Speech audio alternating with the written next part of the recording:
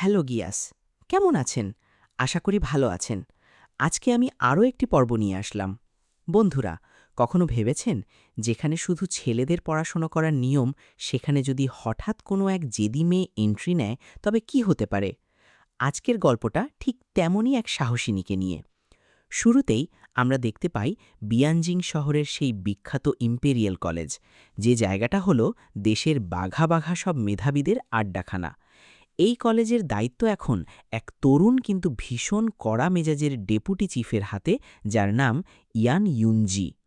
তাকে নিয়ে শহরে হাজারো কথা প্রচলিত আছে, আর এই ইয়ান ইউনজিকে সামনাসামনি দেখার জন্য এক রহস্যময়ী মেয়ে এই শহরে পা রাখে। হঠাৎ রাস্তার মাঝখানে শোরগোল। এক খ্যাপাটে ঘোড়া পাগলের মতো ছুটে আসছে। ঘোড়াটা কার জানেন? ওই যে আমাদের হ্যান্ডসাম ডেপুটি চিফ ইয়ান ইউনজির।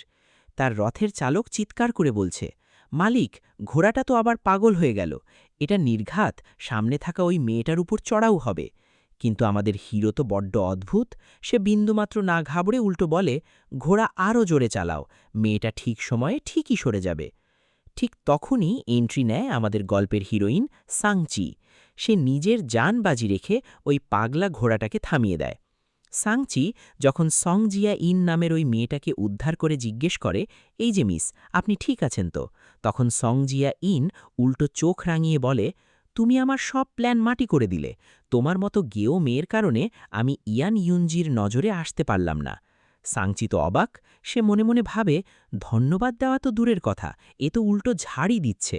এ তো দেখি এক আজব পাগল। এরপর সাংচি দেখা করে তার বন্ধু ওয়েন ইউয়ানের সাথে। সেখানে মনের সুখে ল্যামরোস্ট খেতে খেতে সাংচি ঘোষণা দেয় সে এই ইম্পেরিয়াল কলেজে ভর্তি হবেই, কারণ এটাই ছিল তার ভাইয়ের শেষ ইচ্ছা। কিন্তু সেখানে তো মেয়েদের ঢোকা মানা। তখনই ওই অহংকারী মেয়ে সং জিয়া ইন আবার এসে ঝামেলা পাকায়। সে সাংচিকে চ্যালেঞ্জ করে বলে, এতই যখন সাহস, তবে লণ্ঠন উৎসবের মধ্যে ইয়ান ইউনজিকে এই পাউচটা নিতে রাজি করিয়ে দেখাও তো। যদি না পারো, তবে পুরো শহরের সামনে তোমাকে নর্তকী হয়ে নাচতে হবে। সাংচিও তো জেদি। সে বলে, ঠিক আছে, বাজি মঞ্জুর।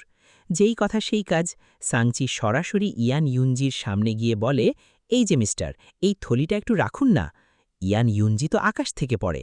সে বলে, তোমার লজ্জা বলতে কিছু নেই? আমি কেন তোমার এই পাউচ নেব? সাংচি তাকে বোঝানোর চেষ্টা করে যে সে শুধু বাজি জিততে এটা দিচ্ছে, কিন্তু ইয়ান ইউনজি তাকে নির্লজ্জ বলে তাড়িয়ে দেয়। এরপর আসে আসল বাধা। কলেজের শিক্ষকেরা তো এক পায়ে খাড়া, কোনো মেয়েকে ভর্তি নেওয়া যাবে না। কিন্তু ইয়ান ইউনজি শর্ত দেন সাংচিকে পরীক্ষায় পাশ করতে হবে।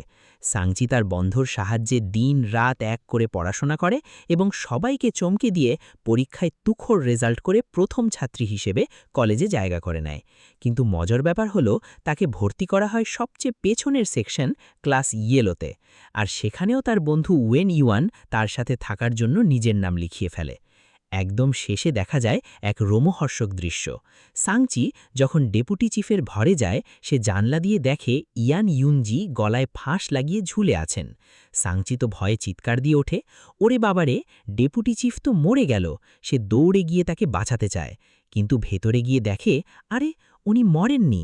উনি আসলে একটা খুনের কেস সমাধান করার জন্য নিজে পরীক্ষা করে দেখছিলেন লাশ কিভাবে ঝুলে থাকে। ইয়ান ইউনজি রেগে গিয়ে বলেন, তুমি আবার এখানে কেন? সাংচি তখন কাঁচুমাচু হয়ে বলে, ইয়ে, মানে, ওই পাউচটা যদি নিতেন।